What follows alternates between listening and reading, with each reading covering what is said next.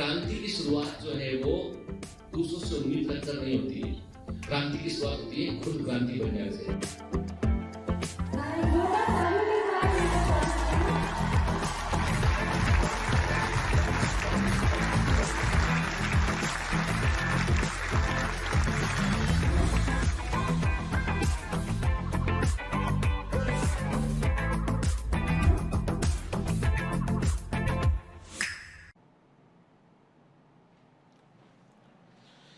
Hello commanders, welcome to Biomentors classes online. I am doctor Jitendra Singh. तो चलिए बेटा, cell cycle और सेल डिवीजन में आगे बढ़ते हैं। तो पिछली क्लास में हमने क्या देखा था? पिछली क्लास में हमने देखा था बेटा माइटोसिस को हमने कंप्लीट किया।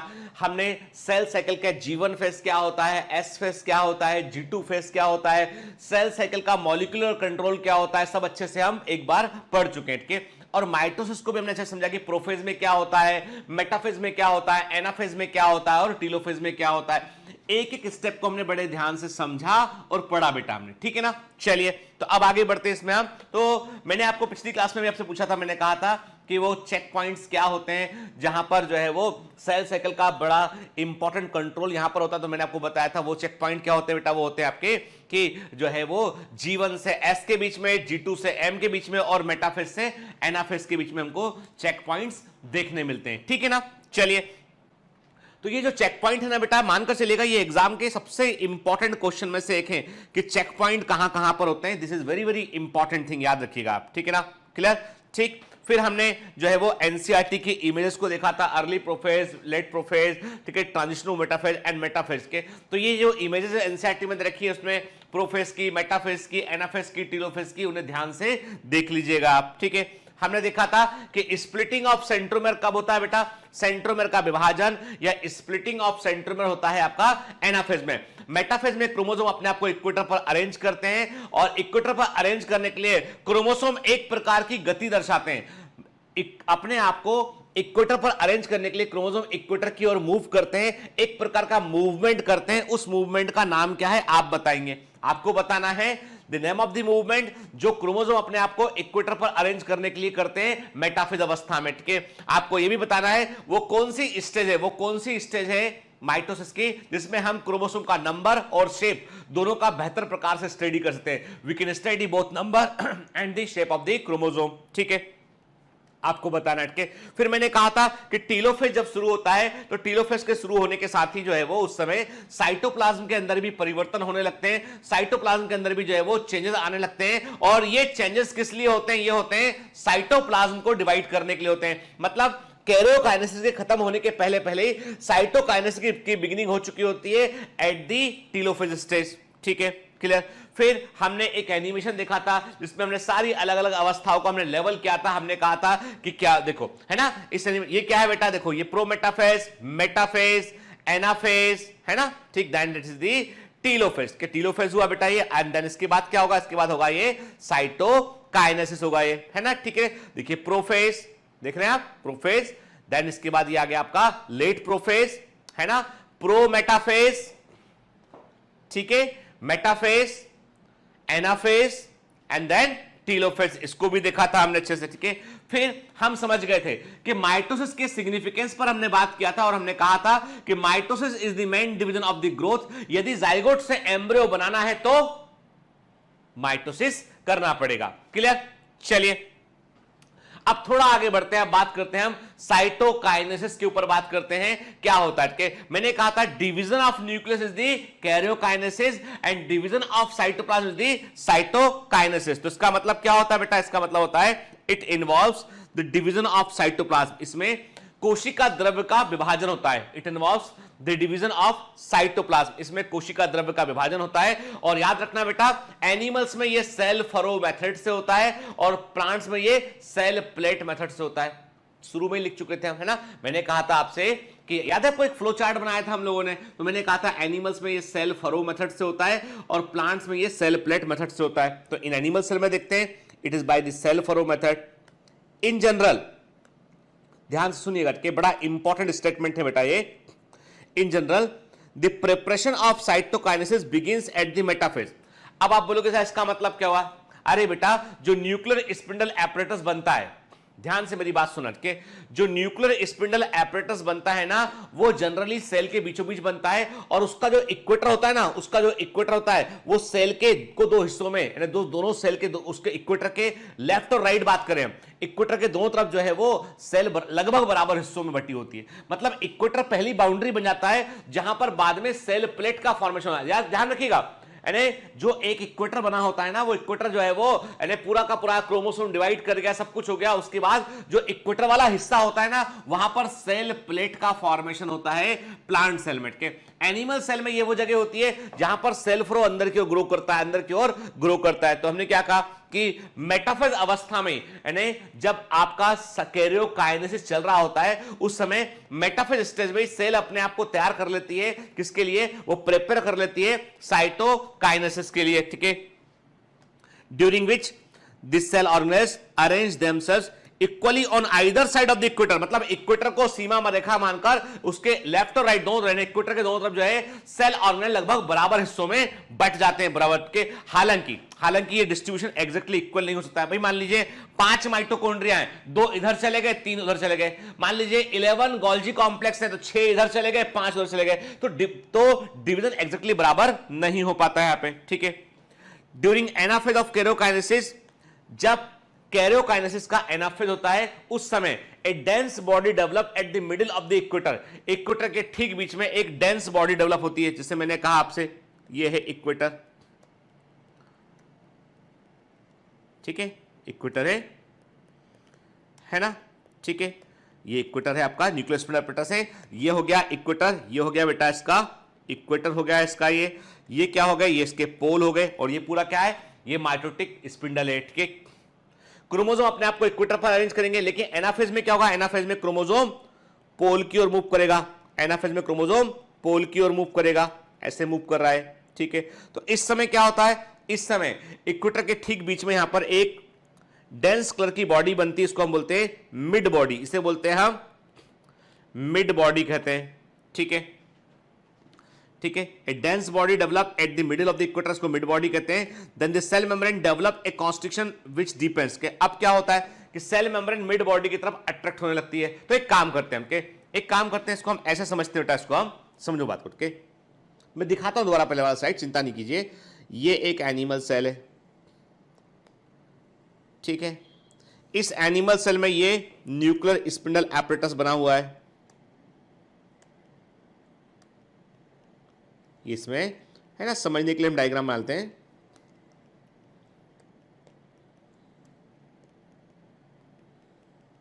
ठीक है ना। ये एनाफेज स्टेज है,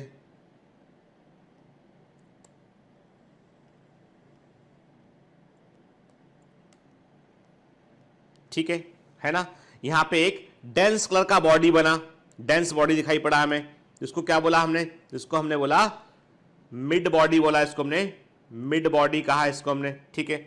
इसके प्रभाव में आके, इसके इन्फ्लुएंस में आके जो सेल मेम्ब्रेन होती है वो अंदर की तरफ झुकना शुरू करती है, वो,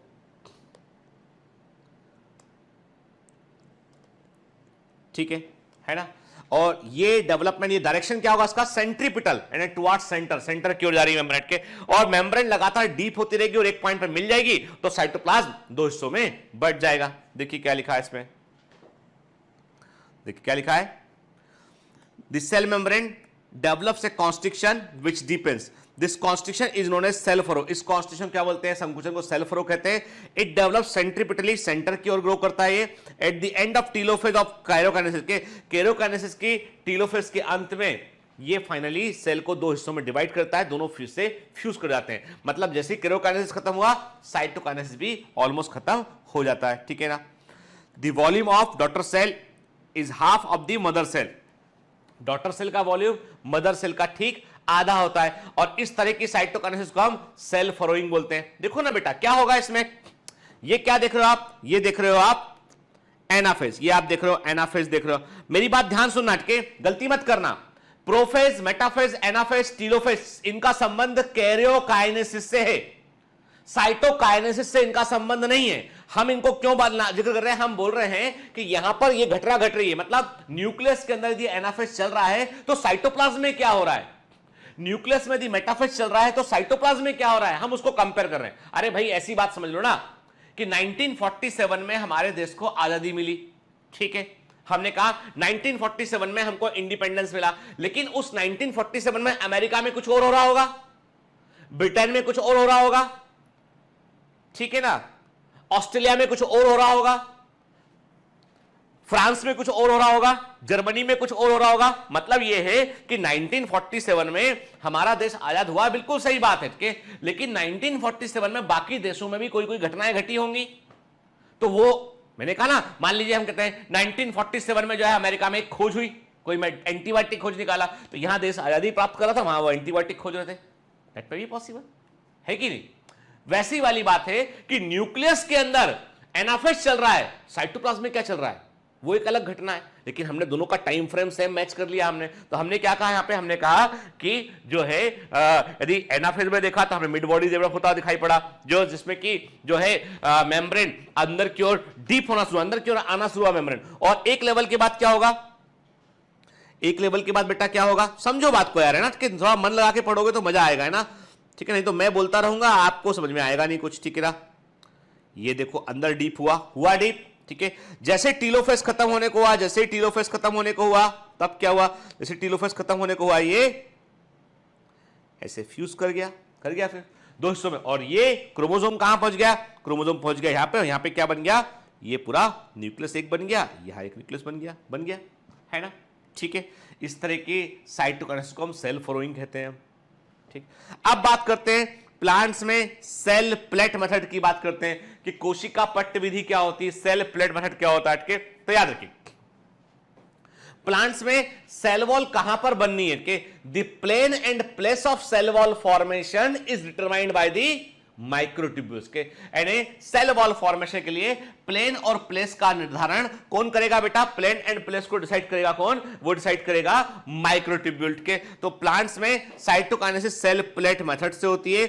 गोल्जी बॉडी वो सेल ऑर्गेनल होता है जो एक्टिवली पार्टिसिपेट करता है सेल वॉल फॉर्मेशन में, ये लगभग सारे केमिकल्स बना के देता है, ये हेमिसेलुलोज बना के देगा, ये जो आपको पैक्टिन बना कर देगा, जो भी चाहिए वो सब बना के देगा। इनफैक्ट ये ग्लूकोज को ऐसे फॉर्म में कन्वर्ट करके प्रोवाइड करेगा जो सेल वॉल के पास पहुंचेगा तो वो सेलुलोज में कन्वर्ट हो जाएगा। यानी सच्चाई तो यह है कि गोल्जी कॉम्प्लेक्स जो है वो सीधा सीधा सेलुलोज बनाकर नहीं दे पाता है वो, बल्कि सेलुलोज के जो मोनोमर यूनिट है उनको वो बीटा ग्लूकोज को इकट्ठा करके वो थैली वहां पहुंचा देगा। जब वो थैली वहां पहुंच जाएगी तो वहां सेल वॉल पे फिर उसको बीटा ग्लूकोज को जोड़कर सेलुलोज का चेन बन जाता है, ठीक है ना, clear.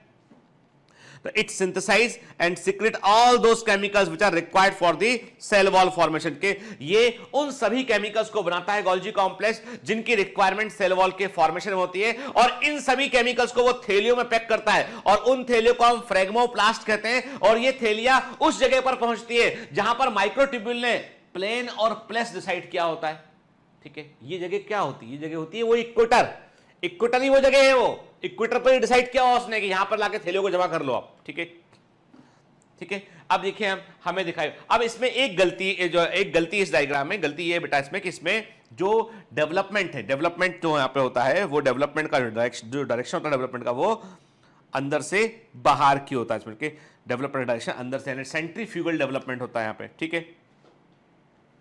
The plane and place of cell wall formation is determined by the microtubule. Cell wall के निर्माण के लिए जो तल होता है, जो स्थान होता है, तल होता है, उसका निर्धारण माइक्रोट्यूब्यूल करते हैं। और डिसाइडेड प्लेन पे जहां डिसाइड किया था वहां पर हम फ्रेगमोप्लास्ट को हम लाइन से अरेंज करते हैं, और ये फ्रेगमोप्लास्ट की थैलियां आपस में फ्यूज करती हैं और फिर बनती है सेल प्लेट। मतलब phragmoplast are the precursor of cell plate, exam में पूछा गया है। तो क्या होता है, जैसे मैंने कहा ये इक्वेटर था, ठीक है, यहां पे डिसाइड किया था कि यहां पे थैलियों को लाके छोड़ना है, गोल्जी कॉम्प्लेक्स से थैलियां छोड़ी उसने, ये फ्रेगमोप्लास्ट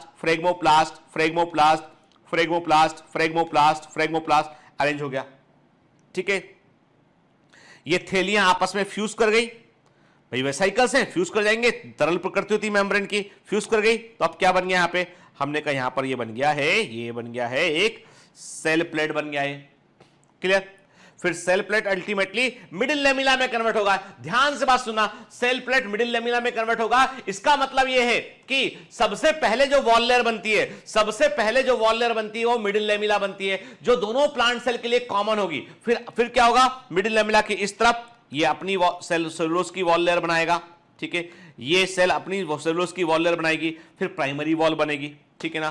तो क्या लिखा है, the plane and place of cell wall formation, cell wall के निर्माण के लिए स्थान और तल का निर्धारण जो है वो माइक्रोट्यूब्यूल्स करते हैं, और डिसाइडेड प्लेन पर फ्रेगोप्लास्ट अपने आप को अरेंज करता है, सेल प्लेट को बनाता है। सेल प्लेट को बनाने वाला पूर्वगामी क्या होता है, फ्रेगोप्लास्ट होता है, और सेल प्लेट क्या बनाती है, वो फाइनली कन्वर्ट होती है मिडिल लेमिला में, ठीक है। और मिडिल लेमिला के दोनों तरफ जो है सेलुलोज जमा होता है और वो प्राइमरी वॉल को बनाता है। क्या बनता है, प्राइमरी वॉल बनता है। क्लियर, ठीक है, ध्यान रखिएगा इस बात का। अब देखते हैं हम कि एनसीईआरटी में इसको कैसे लिखा है, कैसे इन्होंने एनसीईआरटी में इसको एक्सप्लेन किया है साइटोकाइनेसिस को। Mitosis accomplishes not only the segregation of duplicated chromosome into daughter nuclei, karyokinesis की बात कर रहे हैं, but the cell itself is divided into two daughter cell by a separate process called the cytokinesis, at the end of which cell division is complete। ठीक है, मतलब mitosis में केवल क्रोमोसोम का डिवीजन नहीं होता है, मतलब केवल न्यूक्लियस का डिवीजन न होने के अलावा साइटोप्लाज्म का डिवीजन भी साथ में होता है और सेल 1 से 2 में डिवाइड कर जाती है, तभी हम मानते हैं कि सेल डिवीजन कंप्लीट हो चुका है। ठीक है, in animal cell this is achieved by appearance of a furrow in the plasma membrane. The furrow gradually deepens and ultimately join the center, dividing the cytoplasm into two। देखा अभी हमने कि mid body की तरफ वो grow करता है ना, और फ्यूज कर जाता है, फाइनली सेल 2 में डिवाइड कर जाती है। ठीक है, plant cell however are enclosed by a relatively inextensible cell wall, क्योंकि प्लांट सेल की सेल वॉल एक्सटेंसिबल नहीं होती है, स्ट्रॉन्ग सेल वॉल होती है, तो वो अंदर की ओर झुककर आपस में फ्यूज नहीं कर सकती है, इसलिए इनमें साइटोकाइनेसिस एक अलग प्रोसेस से होता है। In plant cell the wall formation starts at the centre, मैंने कहा ना आपसे, ये वॉल फॉर्मेशन सेंटर से पेरिफेरी की ओर होता है, मतलब सेंट्रीफ्यूगल डायरेक्शन होता है, जबकि एनिमल सेल में सेल फरो पेरिफेरी से सेंटर की ओर आती है। एनिमल सेल में सेल फरो पेरिफेरी से सेंटर की ओर आती है, तो सेंट्रीपिटल डेवलपमेंट होता है किसका, सेल फरो का। यानी साइटोप्लाज्म का डिवीजन सेंट्रीपिटल होता है एनिमल सेल में और सेंट्रीफ्यूगल होता है प्लांट सेल में। ठीक है, तो क्या लिखा, वॉल फॉर्मेशन जो है वो सेंटर ऑफ सेल शुरू होता है और ये लेटरल वॉल तक मूव करता है, मतलब ये कि डायरेक्शन क्या होता है, डायरेक्शन सेंटर से वो पेरिफेरी होता है, मतलब सेंट्रीफ्यूगल, यानी सेंट्रीफ्यूगल डायरेक्शन हमको देखने मिलता है। The formation of the new cell wall begins with the formation of a simple precursor। मैंने कहा आपसे, यानी नई सेल वॉल के बनने की शुरुआत बिल्कुल साधारण से पूर्वगामी से होती है, इनिशियल स्ट्रक्चर होती है, जिसको हम सेल प्लेट कहते हैं। That represent the middle lamella, जो आगे चल के मिडिल लेमिला बन जाता है 2 सेल के बीच में। और ये सेल प्लेट कैसे बनती है, हमने तो वो भी देखा कि सेल प्लेट को बनाने के लिए फ्रेगोप्लास्ट काम करते हैं। ये भी देखा हमने कि फ्रेगोप्लास्ट कहां पे अपने आप को अरेंज करते हैं, जो plane and place microtubule decide किया वहां अरेंज करते हैं। सेल प्लेट बनता है, देन उसके बाद मिडिल लेमिला बनती है। ठीक है, clear.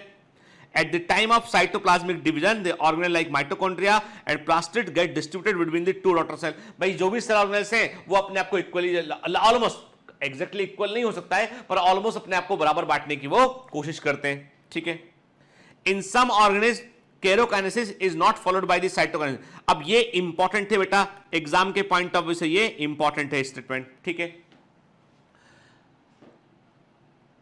in some organisms karyokinesis is not followed by cytokinesis, as a result of which multinucleate condition arises leading to the formation of syncytium। ठीक है, एलिक। अब देखो बेटा, ये पूरा स्टेटमेंट बड़ा इंपॉर्टेंट है, आईएमपी है, मैं कह रहा हूं आपसे। ठीक है, नीट 2021 के लिए आईएमपी है।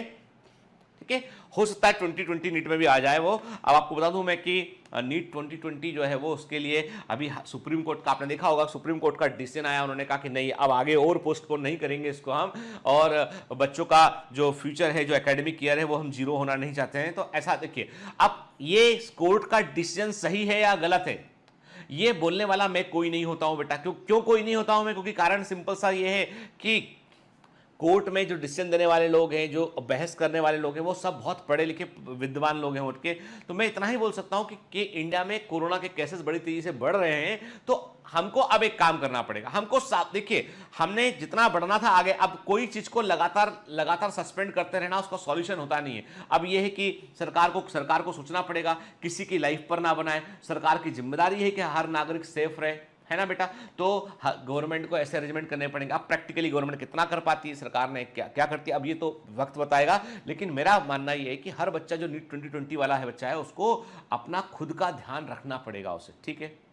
अब मैं इसलिए इस मुद्दे को उठाया क्योंकि मैंने इस दौरान मैंने हर बार यही बोला, मैंने कभी इस बात को नहीं बोला है कि नीट को और पोस्टपोन करो, क्योंकि मुझे इसलिए ऐसा लगता है कि जिस दिन मैं ऐसा बोलता हूं ना कि एग्जाम को और आगे पोस्टपोन करो, तो उससे क्या होता है, जो बच्चे जो पढ़ रहे हैं ना, उनको लगता है कि सर हमारे चाह रहे हैं कि और आगे का डेट मिलेगा तो पढ़ाई थोड़ा कम कर देते हैं बच्चे, है ना।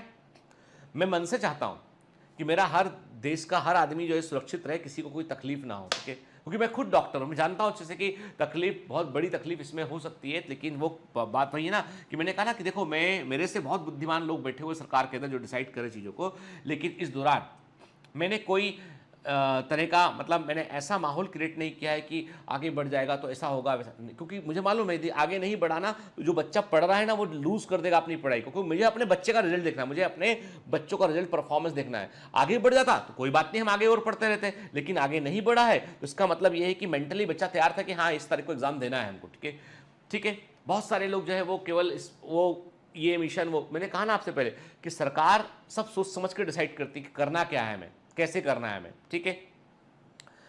लेकिन वही कि हमारी भी नैतिक जिम्मेदारी है कि हम मास्क का इस्तेमाल करें, अपना ध्यान रखें, हम अपना अटके। क्योंकि कारण ये है कि हर व्यक्ति तक भारत सरकार 1 to 1 तो नहीं पहुंचेगी ना, हमको खुद को भी ध्यान रखना पड़ेगा, है ना। तो अब इसको लोगों ने बहुत नेगेटिव लिया। मैंने इस दौरान मैंने अपने पूरे करियर में इतनी गालियाँ या एब्यूजिंग वर्ड नहीं सुने जितने जब मैंने सब जो है वो कहा कि बेटा जो है और आगे बढ़ने का संभावना कम लग रहा है मुझे, ऐसा हो सकता है, तो लोगों ने मुझे बहुत क्रिटिसाइज़ किया।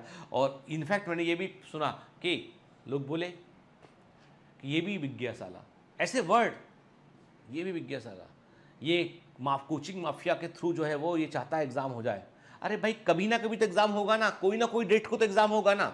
मैं कह रहा था ना नवंबर में हो जाए, लेकिन प्रॉब्लम वही है ना कि जो हम लोग समझते सिस्टम में, प्रॉब्लम यह है कि सीधा एकेडमिक ईयर शिफ्ट कर रहा था। उठ के शिफ्ट करना मतलब यह है कि मतलब वो सरकार के लिए, सबके लिए हेडेक था, और वो आगे चल के क्या होता, वो एक बड़ा मुद्दा बनता वो। तो इसके चलते गवर्नमेंट भी घबरा गई, तो डिसाइड। अब मैंने कहा अब देखो, हम तो आम नागरिक हैं बेटा, है ना। कोर्ट जो डिसाइड करेगा उसको हमें हाथ जोड़ के मानना पड़ेगा, इतनी सी बात है। क्योंकि सुप्रीम कोर्ट से बड़ा कुछ नहीं है कंट्री में, के उसने डिसाइड किया मतलब कर लिया डिसाइड।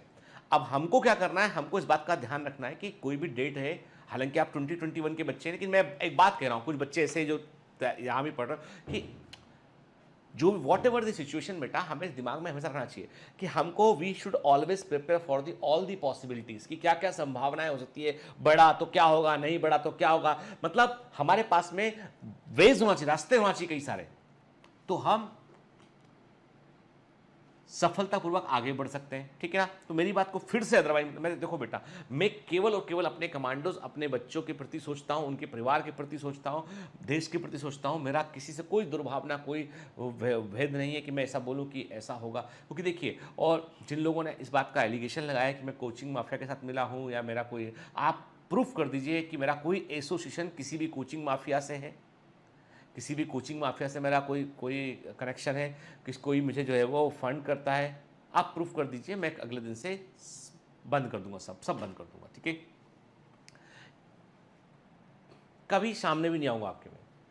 लेकिन बात इतनी सी है ना कि आप किसी चीज को आप प्रैक्टिकली समझे बगैर दौड़ दिए एकदम धड़, वो कमांडो तो नहीं हो सकते। क्योंकि मेरे बच्चे, मुझे पूरा भरोसा है, मेरे बच्चे मेरे मन को, मैं बोलूंगा नहीं तो भी समझ जाएंगे कि सर क्या कहना चाह रहे हैं, ठीक है। इतना तगड़ा दिली कनेक्शन है। चलिए, तो अभी आप एक क्वेश्चन 2021 के लिए बता रहा हूं मैं, कि याद रखना है आपको कि कुछ ऑर्गेनिज्म में क्या होता है बेटा कि केरोकाइनेसिस के ठीक बाद जो है वो साइटोकाइनेसिस नहीं होता है। तो उससे क्या होता है कि एक बार न्यूक्लियस डिवाइड किया, जिससे मैंने कहा आपसे कि एक बार न्यूक्लियस डिवाइड किया 2 न्यूक्लियस बन गए, फिर 2 ये डिवाइड किए 4 बन गया, 4 डिवाइड किए तो क्या हो गया 8 बन गए, ऐसे बढ़ता चला था। तो इस प्रकार की कंडीशन को हम क्या बोलते हैं, ये मल्टी न्यूक्लियेट कंडीशन बनती है। और इसके लिए इन्होंने वर्ड यूज किया, यहां पे सिंसीजियम वर्ड यूज किया है। लेकिन ये वर्ड जो है एनसीईआरटी में इस वर्ड को उन्होंने गलत प्रकार से इस्तेमाल किया है। कायदे में यहां पे सिनोसिटिक वर्ड आना चाहिए, यहां पे वर्ड आना चाहिए सिनोसिटिक। लेकिन वही वाली बात है, हमको नंबर चाहिए, इसलिए ज्ञान अपना अपने पास रखेंगे हम। एनसीईआरटी की बात मान लेंगे हम कि हमने कहा कि लिक्विड एंडोस्पर्म जो कोकोनट का है वो सिंसाइजियम होता है, मल्टी न्यूक्लियेट कंडीशन को शो करता है, और इसमें कैरोकाइनेसिस के ठीक बाद जो है साइटोकाइनेसिस नहीं होती है। ठीक है, जो नारियल पानी होता है ना वो लिक्विड एंडोस्पर्म होता है। ठीक है बेटा, क्लियर? चलिए। Hello, everyone. My name is Newton. I hope you are enjoying. Sorry to disturb you in between lecture, but it's important to inform you. You should download Biomentors app from Google Play Store. We need your support, so please take subscription to become an official commando of Biomentors. Bye bye. Continue your lecture. अब कुछ important point पे बात करते हैं हम। The rate of mitosis decreases with the increase of age. के mitosis की दर जो है होती है वो उम्र बढ़ने के साथ साथ धीमी होने लगती है। कि the rate of mitosis decreases with the increase in the age. के यानी आपका जो रेट ऑफ माइटोसिस है, जो रेट ऑफ माइटोसिस है वो आपकी एज के जो है वो इनवर्सली प्रोपोर्शनल होता है। उम्र बढ़ेगी, माइटोसिस धीमे होने लगा। इसीलिए ऑर्गन यानी अधिक उम्र में कोई ऑर्गन डैमेज कर जाए तो उसको रिपेयर होने में भी टाइम लगता है, हीलिंग स्लो हो जाता है। Prophase, metaphase, anaphase, telophase term को दिया था स्ट्रासबर्गर ने, याद रखिएगा। यानी term prophase, metaphase, anaphase, telophase को देने वाले थे स्ट्रासबर्गर के। फिर मैंने आपको कहा था इंटरजोनल फाइबर हमको कब दिखाई पड़ते हैं, हमें एनाफेज में इंटरजोनल फाइबर हमको दिखाई पड़ते हैं जो कि क्रोमोसोम को अपोजिट पोल की ओर धकाते हैं, इसलिए इनको हम पुशिंग बॉडीज भी कहते हैं। याद है मैंने कहा था आपसे कि जो क्रोमोसोमल फाइबर होते हैं वे क्रोमोसोम को खींचते हैं और इंटरजोनल फाइबर उनको धकाते हैं, तो ये इन्हें हम पुशिंग बॉडीज भी कहते हैं। ठीक है, this is very very IMP. ठीक है, एग्जाम के पॉइंट ऑफ व्यू से बड़ा इंपॉर्टेंट है बेटा। ऐसे केमिकल जो माइटोसिस को सीवियरली अफेक्ट करते हैं, ऐसे केमिकल जो माइटोसिस को सीवियरली अफेक्ट करते हैं उन्हें हम माइटोटिक पॉइजन्स कहते हैं, उन्हें हम माइटोटिक पॉइजन कहते हैं। ऐसे केमिकल्स जो कि माइटोसिस को सीवियरली अफेक्ट करते हैं उन्हें हम माइटोटिक पॉइजन्स कहते हैं। जैसे कि राइबोन्यूक्लियस ये माइटोसिस की प्रोफेज को अफेक्ट को इनहिबिट करता है, it inhibit the prophase of mitosis के। और मस्टर्ड गैस जिसका इस्तेमाल जो है एक जहरीले गैस के रूप में किया था और जर्मनी ने इसका इस्तेमाल किया बड़े पैमाने पर लोगों को मारने के लिए। मस्टर्ड गैस जो होता है वो क्रोमोसोम का फ्रेगमेंटेशन करता है, मस्टर्ड गैस जो है क्रोमोसोम का फ्रेगमेंटेशन करता है। कोल्चिसिन जो होता है this is very very commonly use mitotic toxic poison. ठीक है, याद रखना बेटा, एग्जाम का कॉमन क्वेश्चन है। कोल्चिसिन जो होता है ये माइटोसिस की मेटाफेज पे काम करता है और ये मेटाफेज स्टेज में न्यूक्लियर स्पिंडल एपरेटस को तोड़ देता है। ये न्यूक्लियर स्पिंडल एपरेटस को तोड़ देता है तो क्रोमोसोम अपने आप को इक्वेटर पर अरेंज नहीं कर पाते हैं। तो क्रोमोसोम जब अरेंज नहीं कर पाएंगे तो एनाफेज फेल कर जाएगा और क्रोमोसोम का डिवीजन नहीं हो पाएगा। ठीक है, देखिए colchicine break the nuclear spindle apparatus. के कोल्चिसिन नाभिकीय स्पिंडल उपकरण को तोड़ देता है, so it prevent the chromosomal separation. इसीलिए ये क्रोमोसोम का सेपरेशन, क्रोमोसोम का पृथक्करण जो है वो रोक देता है।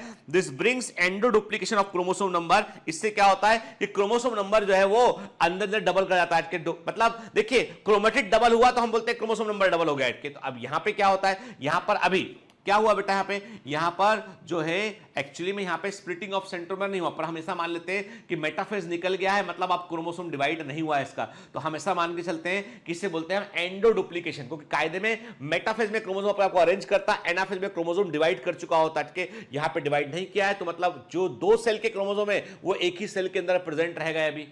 नहीं तो क्या होता, 2 डॉटर न्यूक्लियाई बनते, अभी एक ही न्यूक्लियाई के अंदर जो है वो सेम क्रोमोसोम नंबर प्रेजेंट रह गया। ठीक है, तो हमने बोला इसको पॉलीप्लाइडी का बोलते हैं इसको। तो मतलब ये है कि यदि आपने कोल्चिसिन का इस्तेमाल किया, तो क्रोमोसोम जो अपने आप को डिवाइड नहीं कर पाएंगे, तो जो एक क्रोमोसोम होता है, जो एक मेटाफेजिक क्रोमोसोम होता है, actually it is equal to the 2 anaphasic chromosome, ये 2 एनाफेजिक क्रोमोसोम के बराबर होता है, क्योंकि डिवाइड करेगा सेंट्रोमेयर, तो 2 में 2 क्रोमोसोम बन जाएंगे। तो अभी क्या होता है, अभी ये डिवाइड नहीं कर पाता, तो हम बोलते हैं कि एंडो डुप्लीकेशन हो गया क्रोमोसोम का। माइटोसिस, ऐसी माइटोसिस जिस पे कोल्चिसिन काम करता है उसे माइटोसिस सी कहते हैं।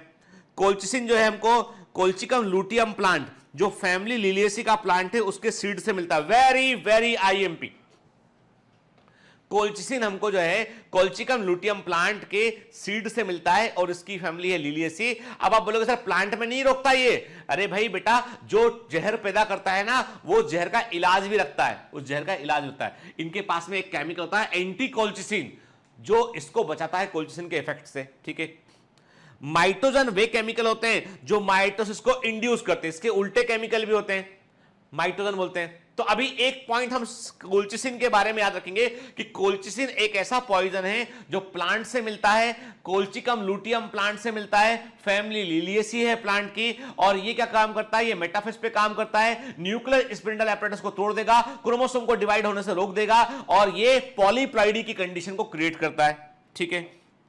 माइटोजन जो माइटोसिस को प्रमोट करते हैं वो होता है growth hormone, insulin, thyroxine, gibberellin, cytokinin, auxin, ये सब क्या है बेटा, ये प्लांट हार्मोन है, प्लांट हार्मोन है, प्लांट हार्मोनेट के, ये एनिमल हार्मोन है, एनिमल हार्मोन है, एनिमल हार्मोनेट के।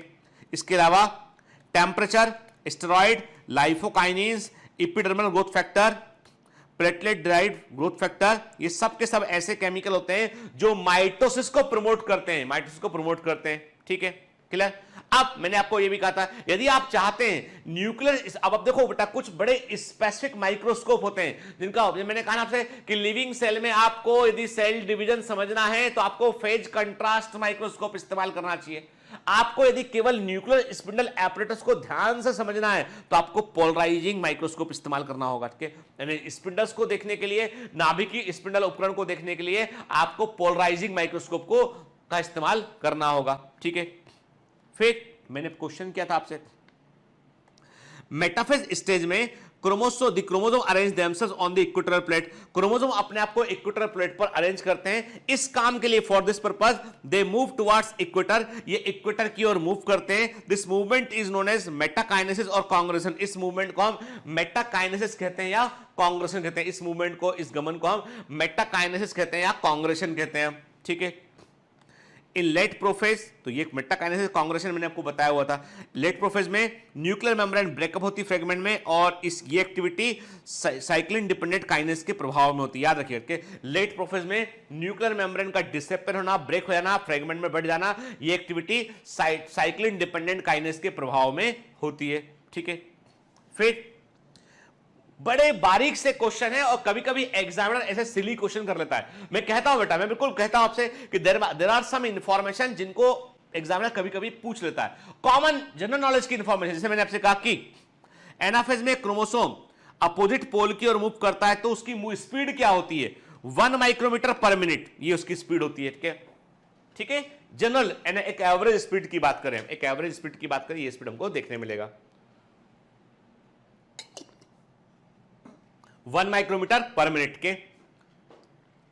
About 30 ATP are consume to move a chromosome from equator to the pole के। एक क्रोमोसोम को, मैंने कई बार बताया आपको पहले के, एक क्रोमोसोम को यदि इक्वेटर से पोल पर लेके आना है तो आपको 30 ATP खर्च करने पड़ेंगे, इसलिए cell division is an energy consuming process, ठीक है। ड्यू टू एंडोमाइटोसिस, यदि एंडोमाइटोसिस हुआ क्रोमोसोम नंबर डबल हो जाता है, परंतु वो अपने आप से अलग अलग नहीं होते। मैंने आपसे कहा कि ये क्रोमोसोम है, ठीक है ना। अब एंडोमाइटोसिस हुआ इसमें, तो पहले तो ये खुद डिवाइड नहीं हुआ, फिर से क्या हुआ, फिर से एक सेल साइकिल में फिर से डीएनए रेप्लिकेट हुआ अपना, फिर से डीएनए रेप्लिकेट हो गया इसमें, क्या हो गया, 2 से 4 आर्म हो गई, देखिए 4 आर्म हो गया यहाँ पे। तो क्या अब आप बोलोगे सर ये कैसा हो गया, कि मैंने आपसे कहा ना बेटा कि देखो नॉर्मली क्या था, नॉर्मली ये ऐसा था, ठीक है। अब और बढ़ गया इसमें, ये इसकी कॉपी ये आ गई, इसकी कॉपी ये आ गई, और बढ़ जाएगा तो ये क्या हो गया, ये हो गया पॉलीप्लॉइडी का होना। लगातार क्रोमोसोम के अंदर डीएनए कंपोनेंट बढ़ रहा है क्योंकि डिवाइड नहीं हो पा रहा उठ के, तो इसे बोलते हैं इसकी कॉन्फ़िगरेशन कहते हैं इसकी। जब एग्जामिनर पूछेगा तब बताना है, ओलंपियाड का क्वेश्चन है ये, ओलंपियाड का क्वेश्चन है, जब एग्जामिनर पूछेगा बेटा तब आपको बतलाना है, क्लियर? ठीक है। The normal somatic cell does not live for ever. एक सामान्य सोमेटिक सेल जो है वो सदैव जो है वो जीवित नहीं रहती है। मैंने आपको बताया था हमारी सबकी सेल्स में एक बायोलॉजिकल क्लॉक लगा हुआ है। हम सबकी कोशिकाओं में सेल्स में एक बायोलॉजिकल क्लॉक है। हमारा जो टीलोमियर, आपको बता दूं ये क्लॉक कहां पर है, हमारे क्रोमोसोम के जो एंड है वहां पे उन्हें हम बोलते हैं टीलोमियर बोलते हैं। टीलोमियर के पास में टीलोमेरिक डीएनए है और एक एंजाइम यहां पे होता है टीलोमरेज। टीलोमरेज टीलोमेरिक डीएनए को रेप्लिकेट करता है और उसको क्रोमोसोम के एंड को सील करता है। और जब यदि वो टीलोमेरिक डीएनए नहीं बनेगा तो फिर क्रोमोसोम अपने आप को डुप्लीकेट नहीं कर पाएगा। तो होता यह है कि टीलोमेर के पास में ऐसी इंफॉर्मेशन है कि कितनी बार सेल को डिवाइड करना है, यह सूचना उसके पास में। ठीक है, तो क्या होता है, तो होता यह है कि हम सबके डीएनए पर लिखा हुआ है ये कि how many time our cells can be multiply, यानी कितना हम जिएंगे। और इस लिमिट को हम बोलते हैं हेफ्लिक लिमिट बोलते हैं। क्या बोलते हैं इसको हम? हेफ्लिक लिमिट बोलते हैं। और जब किसी कारण से ये लिमिट का सीमा टूट जाता है ना, ये लिमिट का जो है वो खत्म हो गया, अनलिमिटेड हो गया ये, then it is a disease, cancer. तो क्या बोलते हैं? कैंसर कहते हैं। ठीक है। After undergoing a certain fix number of division they die, cells मर जाती हैं। And this limit is known as the Hayflick limit. इस लिमिट को हेफ्लिक लिमिट कहते हैं। कैंसर कोशिकाओं में हेफ्लिक लिमिट देखने आपको नहीं मिलती है, इसलिए हम कहते हैं कि कैंसर कोशिकाएं, कैंसर सेल जो होती हैं वो अमर सेल होती है। They are the immortal cell, वो अमर सेल होती हैं। ठीक है, ठीक। देन इसका, और अब इसका मतलब तो ये हुआ कि माइटोसिस का और कैंसर का संबंध, मैंने कहा ना अनकंट्रोल्ड माइटोसिस, ऐसी माइटोसिस जो नियंत्रण के बाहर है, अनकंट्रोल्ड है, वो कैंसर है। That is the cancer. ठीक है, क्या है कैंसर? एबनॉर्मल सेल ग्रोथ, असामान्य कोशिकीय वृद्धि जिसमें कि तेज गति से माइटोसिस होता है। सेल्स मेटास्टेसिस शो करती है। It is the most fearsome property of cancer. Cancer की सबसे खतरनाक प्रॉपर्टी होती है मेटास्टेसिस, मतलब कैंसर की सेल टूट टूट के ब्लड के थ्रू बॉडी में फैल जाती हैं और जिस ऑर्गन में पहुंचती वहां पे कैंसर कर देंगी। ठीक है, मतलब कैंसर की सेल टूट टूट के पूरी बॉडी में फैल जाएंगी, जहां पहुंचेंगी वहां पर जो है ग्रो करेंगी और व्यक्ति को मार देंगी। Metastasis is the most fearsome property of cancer. ठीक है, ये overtake healthy cell and destroy the organ involve, जहां पे होगा उसे वो ऑर्गन को डिस्ट्रॉय कर देंगे। ठीक है, कैंसर कैसे स्प्रेड करता है, मैंने कहा ना कैंसर। अब देखो बेटा, जो कैंसर सेल होती है ना, उनमें एक बड़ी प्रॉब्लम ये होती है कि उन सेल्स के बीच में, आपस में उन सेल्स के बीच में कोई क्लोज जो है हम बोलेंगे क्लोज पैकिंग नहीं होती है। मतलब नॉर्मली क्या होता है, नॉर्मली कोई भी सेल जो होती है ना, जो पास में सेल्स होती है, पैक होती है सेल, उनके बीच में एक फिनोमेना होती है, इसे बोलते हैं हम कॉन्टैक्ट इनहिबिशन कहते हैं। इसको हम 12th में और अच्छे से पढ़ेंगे बेटा, 12th वाले हिस्से में। ठीक है, ह्यूमन हेल्थ कॉन्टैक्ट इनहिबिशन कहते हैं। इनहिबिशन स्पेलिंग रहता है, इनहिबिशन, कॉन्टैक्ट इनहिबिशन कहते हैं। तो कॉन्टैक्ट इनहिबिशन जो है इनमें हमको देखने नहीं मिलता है। मतलब सेल्स पास में जगह, कॉन्टैक्ट इनहिबिशन का मतलब है यदि सेल्स का एक ग्रुप होगा ना तो सेल्स धीमी गति से डिवाइड करेंगी, साथ धीमे धीमे डिवाइड करेंगे। लेकिन कैंसर सेल्स क्या होती है, उनमें कॉन्टैक्ट का कोई इनहिबिशन नहीं है। वो सेल जो एक सेल डिवाइड कर रही है लगातार, उसे कोई फर्क नहीं पड़ता बाजू में क्या सेल है। ठीक है, तो वो लगातार डिवाइड कर रही होती है और इनके बीच में जो सीमेंटिंग लेयर है, जो आपस में कनेक्शन है, वो भी लूज होता है, इसलिए फैल के बॉडी में फैल जाती है। क्या लिखा है, cancer cells break away from primary tumour, यानी जो प्राइमरी ट्यूमर है वहां से कैंसर सेल टूट जाती है और बाकी दूसरे ऑर्गन में फैल जाती है थ्रू द लिम्फेटिक सिस्टम और ब्लड स्ट्रीम। ठीक है, क्लियर? यानी कैंसर पूरी बॉडी में फैल सकता है और ये इसकी सबसे फियरसम प्रॉपर्टी होती है, जिसे हम बोलते हैं मेटास्टेसिस कहते हैं। एग्जाम में कई बार पूछा गया है। ठीक है, कैंसर के प्रकार की बात करें, हम टाइप ऑफ कैंसर की बात करें तो कार्सिनोमा 85% कैंसर को हम कार्सिनोमा कहते हैं, ऑर्गन इसके नर्व और मेम्ब्रेन में होते हैं। 2% कैंसर को हम जो है वो सार्कोमा कहते हैं, जो कि सॉफ्ट टिश्यू के कैंसर होते हैं, बोन, ब्लड और कनेक्टिव टिश्यू में हमको देखने मिलते हैं। लिम्फोमा लिम्फेटिक सेल्स में होने वाला कैंसर है, इसका एग्जाम्पल होता है हॉजकिंस डिजीज। और ल्यूकेमिया जो है ब्लड और ब्लड फॉर्मिंग टिश्यू यानी ब्लड कैंसर को हम ल्यूकेमिया कहते हैं। Leukaemia is the blood cancer. Leukaemia क्या होता है, ये होता है blood cancer. Leukaemia is the blood cancer. ठीक है, और मेलेनोमा क्या होता है, स्किन का कैंसर। स्किन कैंसर को हम मेलेनोमा कहते हैं। ठीक है, ठीक, जैसे हमने कहा ये क्या है, ये स्किन कैंसर है। ठीक है। Basal cell carcinoma is skin cancer, ठीक है।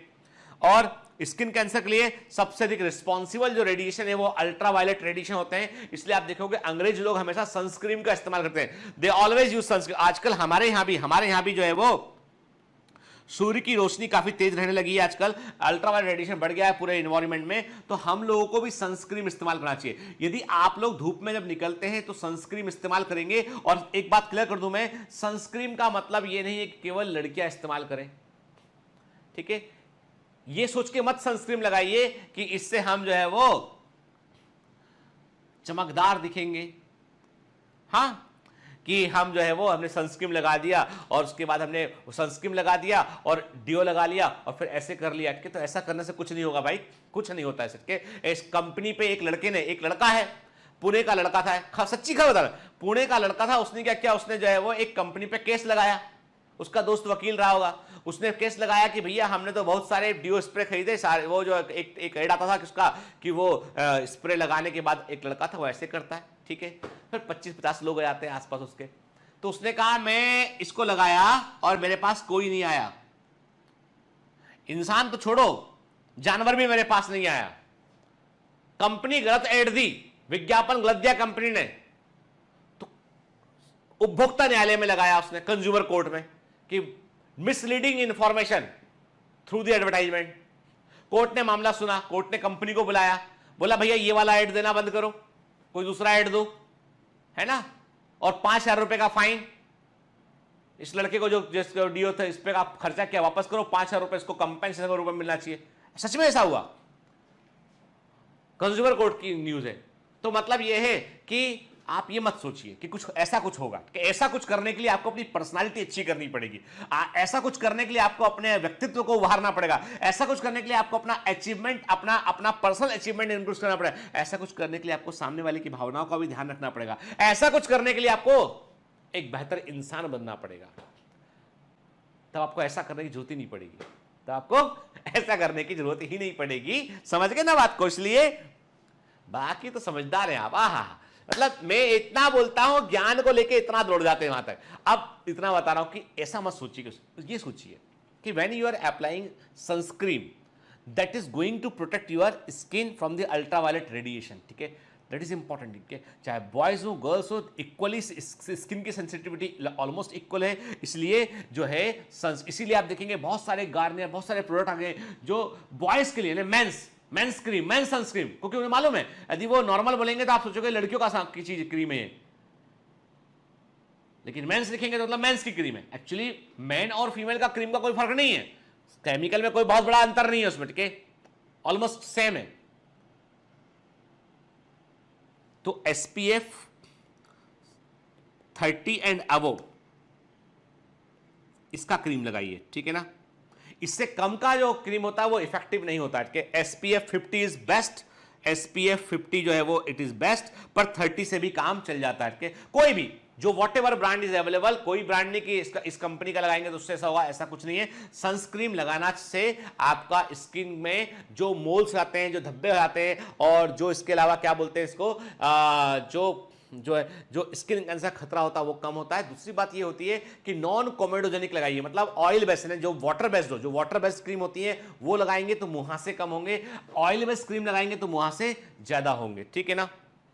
ठीक, चलिए, है ना। तो अभी हम वापस लुट करते हैं। सनसाइन अल्ट्रावायलेट रेडिएशन एक सिंगल मोस्ट कॉमन फैक्टर होता है ऑल स्किन कैंसर में, ठीक है। Tobacco is a big carcinogen, तंबाकू जो होता है वो भी कैंसर को प्रोड्यूस करता है। अब आप बोलोगे सर ये क्या हम ह्यूमन हेल्थ में पहुंच गए? कहीं नहीं पहुंचे बेटा, हम माइटोसिस की बात कर रहे हैं, कैंसर की बात कर रहे हैं हम, ठीक है ना। सुन लो स्लेट के। तो तंबाकू जो होता है, अरे जितने भी लोग स्मोकिंग को, टोबैको च्यूइंग को, मतलब बात करने के पहले जिस आदमी ने, आपको बता रहा हूं, जिस आदमी से आपने बात किया उसने 1 मिनट गुटखा थूक के उसने बात किया, और वो आपसे तभी बात करेगा जब उसे लगेगा आप इंपॉर्टेंट आदमी। अपना गुटखा 2 रुपए का गुटखा वो थूकेगा नहीं। 2 रुपए का आता है कि 5 रुपए का मुझे नहीं मालूम, पर जो भी जितने का भी गुटखा है उसका, वो गुटखा वो थूकेगा तभी स्पिट आउट करेगा उसको वो, जब आप इंपॉर्टेंट आदमी होंगे। ब्रुक बाइट ब्रुक ब्रुक ऐसे।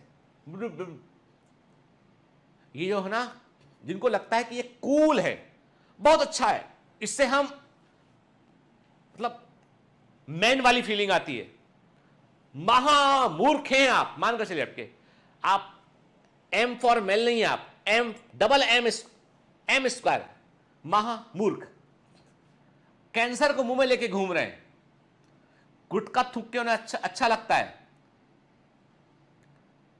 जाते हैं पान की दुकान पे और वो बनवा के गुटखा रगड़ के वो गुटखा बनाता है अटके, और वो सब तमाम गुटके और आर्ट ऐसा ऐसे करके ऐसे रगड़ के, भगवान जाने कौन सा मेल डालते हैं, क्या करते हैं उसमें, ऐसे रगड़ने में क्या मिल जाता है उसमें के, कौन से बैक्टीरिया स्किन के निकाल के मिला देते हैं उसमें कि वो और जहरीला बन जाए। वो try to create its more and more poisonous. और जो स्मोकिंग करने वाले हैं वो what they feel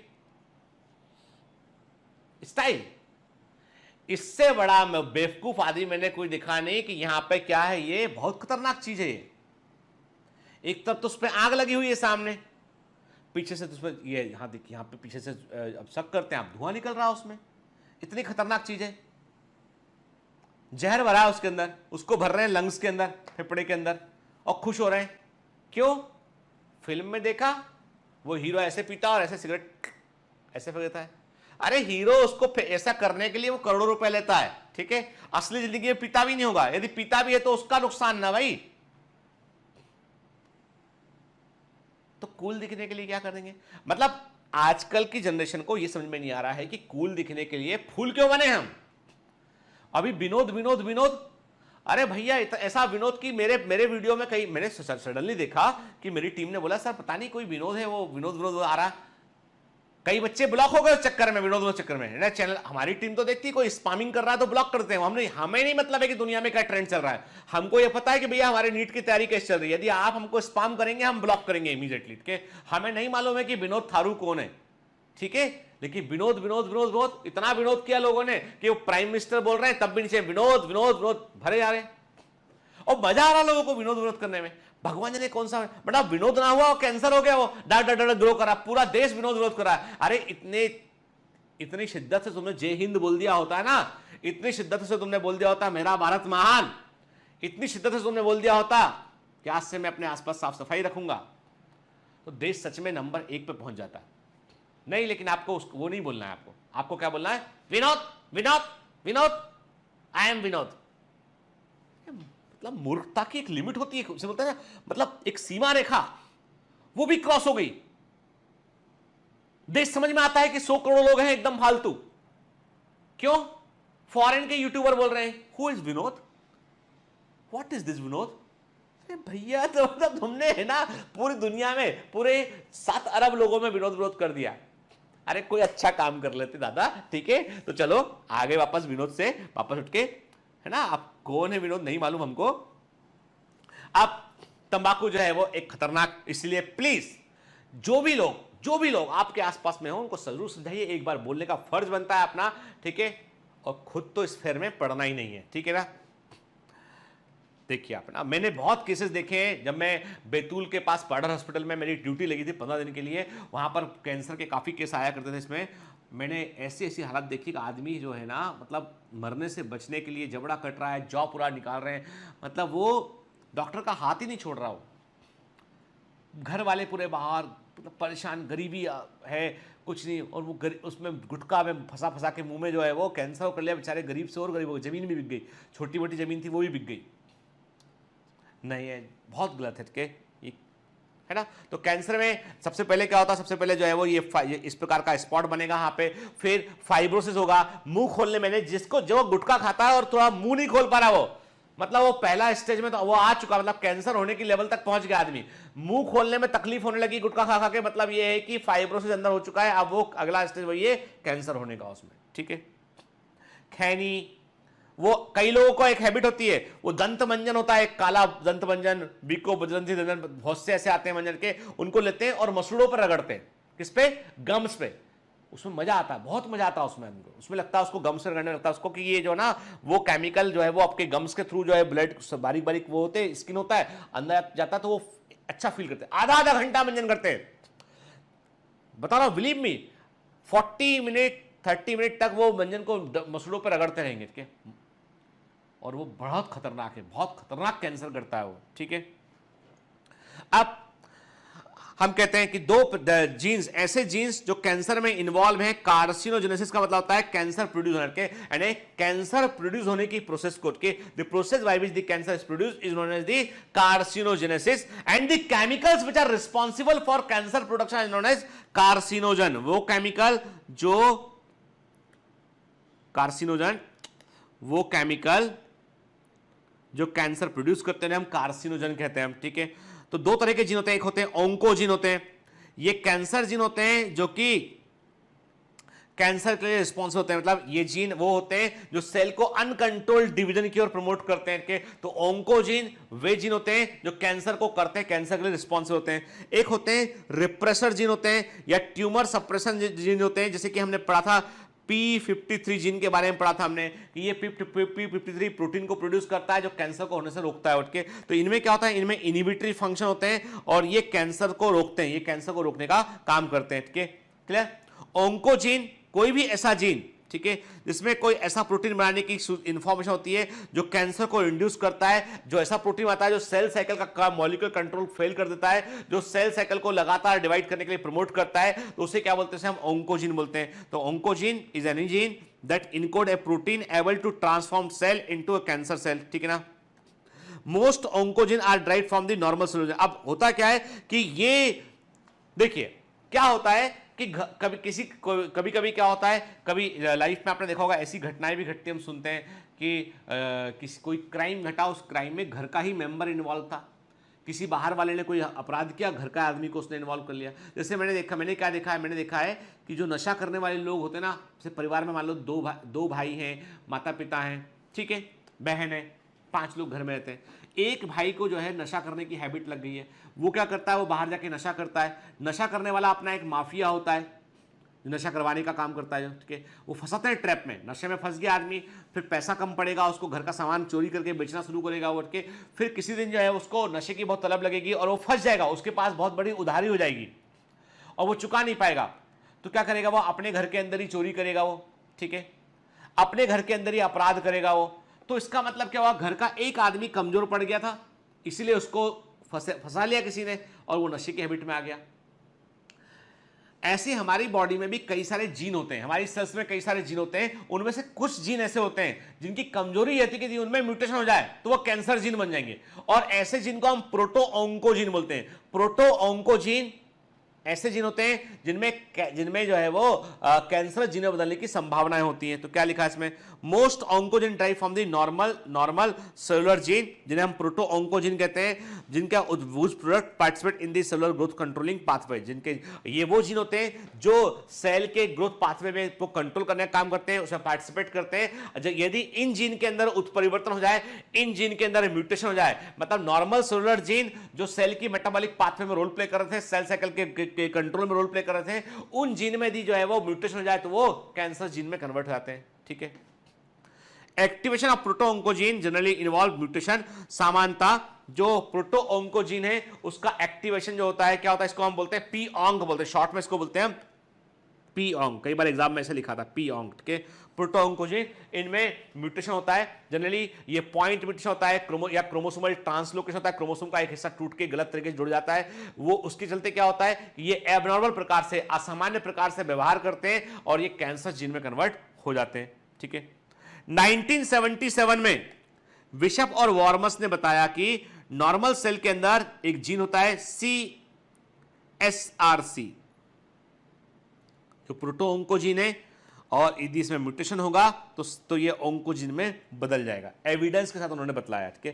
proto oncogene is a potential oncogene. Proto oncogene एक ऐसा कैंसर जीन होता है, भविष्य में होने वाला कैंसर करने वाला जीन होता है, जो नॉर्मल सेल के अंदर पाया जाता है, और यदि म्यूटेशन इसके अंदर हो गया तो बेड लक, दुर्भाग्य वाली बात है, ये कैंसर सेल में कन्वर्ट अपने आपको कर देगा, ठीक है। जैसे आप देखिए, अब कई बार कहता है, कई बार से हम बात करते हैं, एक बीमारी हो, एक कैंसर होता है, इसे बोलते हैं CML, क्रोनिक माइलॉइड ल्यूकेमिया, ठीक है। Chronic myeloid leukaemia, CML full form है, it is a blood cancer, it is a type of blood cancer. Blood cancer का टाइप है, ब्लड कैंसर 4 तरह का होता है। ब्लड कैंसर 4 तरह का होता है। एक होता है एक्यूट लिम्फाइड ल्यूकेमिया, एक होता है एक्यूट लिम्फाइड ल्यूकेमिया, एक होता है एक्यूट माइलॉइड ल्यूकेमिया, एक होता है क्रोनिक लिम्फाइड ल्यूकेमिया, एक होता है क्रोनिक माइलॉइड ल्यूकेमिया। तो क्रोनिक माइलॉइड ल्यूकेमिया का कारण क्या होता है? जो सबसे कॉमन ब्लड कैंसर है वो क्रोनिक माइलॉइड ल्यूकेमिया है। इसमें हमारे बॉडी में जो क्रोमोसोम नंबर 9 है, और या ध्यान से बात सुनना, very very important, chromosome number 9 और क्रोमोसोम नंबर 22 के बीच में जो है वो गलती से फ्रेगमेंट का एक्शन होता है। It is just because of the radiation, ऐसा होता है, रेडिएशन से ऐसा होता है, और उसमें कॉमन होते हैं एक्सरे। ठीक है, ऐसा इसलिए आप देखिए एक्सरे करने, जब आप एक्सरे रूम में जाते हैं ना, तो वो एक्सरे रूम वाला व्यक्ति बाकी लोगों को बाहर निकाल लेता है और एक रबड़ का शीट होता है वो लगा लेता है और आपको बोलता है कि आप भी इसे कवर कर लीजिए, जो हाथ का करना है उसको आगे रख लीजिए केवल। ठीक है, तो एक्सरे बहुत फ्रीक्वेंट एक्सरे कराना भी ठीक नहीं होता है। एक्सरे जो होता है वो रेडिएशन जो होते हैं वो खतरनाक हो सकते हैं। कभी कभी क्रोमोसोम टूट के 9th क्रोमोसोम और 22 क्रोमोसोम टूट जाए और आपस में बदला जाए, तो उससे क्या होता है? उससे एबनॉर्मल क्रोमोसोम बनता है और उस एबनॉर्मल क्रोमोसोम का नाम होता है फिलाडेल्फिया क्रोमोसोम। और ये मोस्ट ऑफ द केसेस जिनमें क्रोनिक माइलॉइड ल्यूकेमिया होता है उनमें हमको फिलाडेल्फिया क्रोमोसोम देखने मिलता है, जो क्रोमोसोम नंबर 9 और 22 के बीच में abnormal exchange, abnormal part exchange के कारण बन जाता है। ठीक है, द क्रोमोसोमल ट्रांसलोकेशन, आपस में बदलना ट्रांसलोकेशन कहलाता है वो चीज के, उसको हम जो है वो क्रोमोसोम 9 और 22 के बीच में देखते हैं, उसे हम क्रोनिक माइलॉइड ल्यूकेमिया बोलते हैं, क्रोनिक माइलॉइड ल्यूकेमिया कहते हैं। ठीक है ना? ठीक। बर्किट्स लिम्फोमा में क्या होता है? एक और कैंसर का टाइप है बर्किट्स लिम्फोमा, उसमें क्रोमोसोम नंबर 8 और क्रोमोसोम नंबर 14 के बीच में आपस में भाग बदला जाते हैं। एंड बर्किट्स लिम्फोमा में क्या होता है? क्रोमोसोम नंबर 8 और क्रोमोसोम नंबर 14 के बीच में एबनॉर्मल रूप से एक्सचेंज होता है और क्या बन जाता है उसमें? वो लिम्फोमा या कैंसर का कारण बन जाता है। ठीक है, ट्यूमर सप्रेसर जीन क्या होते हैं? ट्यूमर सप्रेसर या कैंसर सप्रेसर जीन होते हैं P53 gene and RB gene. याद रखिए कि ये ट्यूमर को, कैंसर को सप्रेस करने का काम करते हैं। ठीक है, ह्यूमंस में कैंसर की जो प्रवृत्ति है वो उम्र बढ़ने के साथ, जैसे जैसे उम्र बढ़ती है तो कैंसर का खतरा बढ़ता चला जाता है।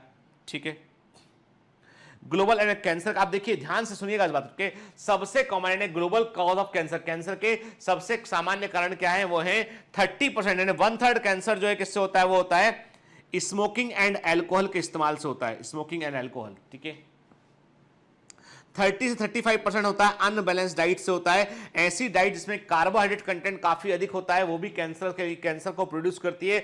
हाई कैलोरी डाइट जो होती है वो भी कैंसर के लिए रिस्पॉन्सिबल होती है। इसके अलावा जो है 18 से 20% ऐसे होते हैं जो वायरस के थ्रू होते हैं। ऐसे वायरस जो कैंसर कर सकते हैं उनको हम बोलते हैं रिट्रोवायरस। ऐसे वायरस जो उन्हें बोलते हैं हम ओंकोजेनिक वायरस बोलते हैं। ओंकोजेनिक वायरस वो वायरस होते हैं जो कैंसर को प्रोड्यूस कर सकते हैं, और रिट्रोवायरस उस ग्रुप के अंदर आता है। रिट्रोवायरस उस ग्रुप के अंदर आता है।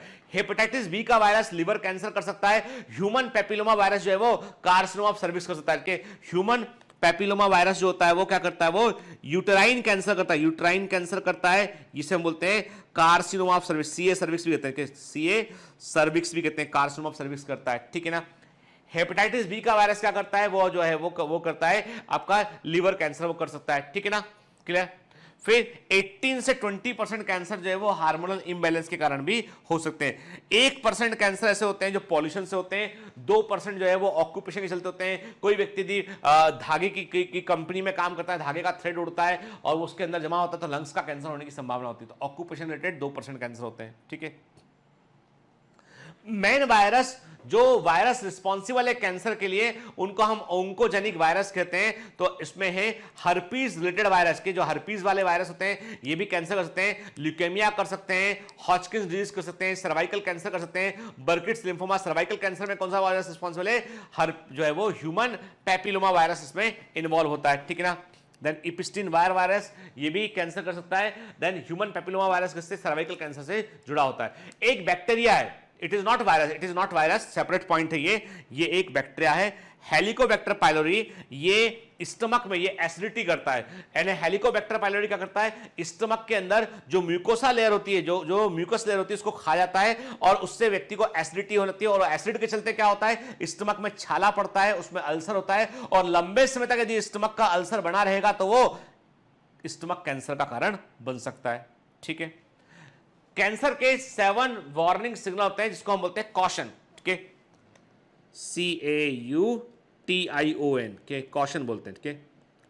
ये 7 वार्निंग सिग्नल होते हैं कैंसर के। नंबर 1, यदि कुछ दिनों से बॉवेल हैबिट बदल गया हो, ठीक है, यानी व्यक्ति को स्टूल पास करने का जो है वो अपना यूरिन पास करने का जो मैं समझ में आया हो कि सडनली यूरिन की फ्रीक्वेंसी बढ़ गई है या कम हो गई है, स्टूल बार बार जाना पड़ रहा है, ठीक है, तो जो बॉवेल हैबिट में जो परिवर्तन होता है, change in bowel and bladder habit के, यानी बॉवेल हैबिट का मतलब होता है कि आप जो है वो स्टूल पास करने की बात कर रहे हैं, मल पास करने की बात कर रहे हैं, ब्लैडर हैबिट का मतलब यूरिनेशन की बात कर रहे हैं, यदि इसमें कोई परिवर्तन आया है।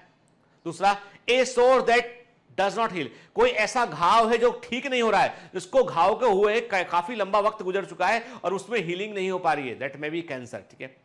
अनयूजुअल ब्लीडिंग और डिस्चार्ज, किसी प्रकार का ब्लीडिंग या डिस्चार्ज होता है, अनयूजुअल होता है, जो सामान्य नहीं है, ठीक है, that may be A cancer, ठीक है। देन थिकनिंग और लंप इन ब्रेस्ट और एल्सवेयर, के कहीं पे ब्रेस्ट का एग्जामिनेशन करने के दौरान ब्रेस्ट में लंप मिलता है और वो लंप जो है वो बॉडी में कहीं भी लंप मिलता है तो उस लंप की हमें डॉक्टर से जांच कराना चाहिए, ठीक है, दैट मे बी कैंसर, ठीक है। फिर निगलने में तकलीफ होती है, पेट लगातार खराब रहता है, निगलने में तकलीफ होती है, that is also a warning signal, ठीक है। फिर कभी जो मॉल है कि जो मस्सा होता है या तिल होते हैं उनमें परिवर्तन आने लगे, सडनली तिल जो है लाल पड़ने लगे, मस्सा जो है उसका कलर बदलने लगे वाट का, तो ये वाट और मोल में आने वाले परिवर्तन ये भी कैंसर का सिग्नल होते हैं। फिर लगातार खांसी बनी रहे, नेगिंग कफ रहता है, हॉर्सनेस रहता है, आवाज बदल जाती है, आवाज मोटी आती है और खांसी जो है वो लगातार बनी रहती है, दैट में भी ये also sign of a cancer, ठीक है, क्लियर।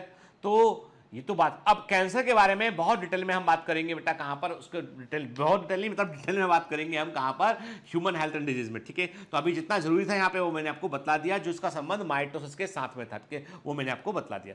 नेक्स्ट क्लास से हम बात करेंगे बेटा मियोसिस के ऊपर, तो चलिए पढ़ते रहिए, मेहनत करते रहिए बेटा, all the best.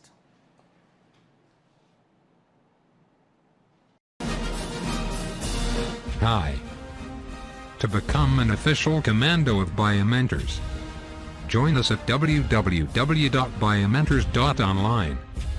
Here you can solve daily practice papers, an online test. You can download performance enhancement sheets. You can track your progress. You can interact with other fellow commandos. Join us and prepare yourself. It's a commando training for your success. Download Biomentors online app from Google Play Store.